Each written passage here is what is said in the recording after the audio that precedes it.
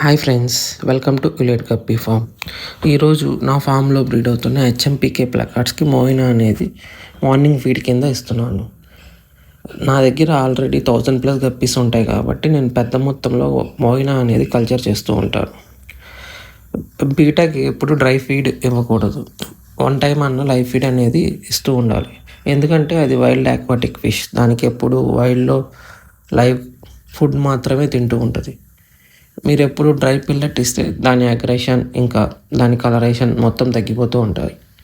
కనీసం మీరు వారంలో 2 సార్లన్నా ఈ మోయినా అనేది ఫస్ట్ ఫీడ్ కింద ఇస్తూ ఉంటే మార్నింగ్ టైం బీటా అనేది ఎప్పుడు హెల్తీగా యాక్టివ్గా ఉంటుంది. మీకు కూడా ఇలాంటి లైవ్ కల్చర్ రిక్వైర్మెంట్ ఉన్నా, ఎలాంటి ఇంపోర్టెడ్ బీటా కావాలన్నా వెంటనే ఇలేట్ గప్పీ ఫామ్ పేజ్కి డిఎం చేయండి. మా దగ్గర మోయినాయే కాదు, గ్రెండల్ వామ్, వినిగర్ ఈల్, బీటాకి కావాల్సిన అన్ని లైవ్ కల్చర్స్ అవైలబుల్. ఈ ఇన్ఫర్మేషన్ మీకు నచ్చినట్లయితే మీ ఫ్రెండ్స్ అండ్ ఫ్యామిలీ మెంబర్స్కి ఈ రీల్ షేర్ చేయండి. ప్రతి ఒక్కరు పేజ్ని ఫాలో చేసి కంటెంట్ చూడండి. సో మీరు ఎలాంటి ఫిష్ అప్డేట్స్ మిస్ అవ్వకుండా ఉంటారు.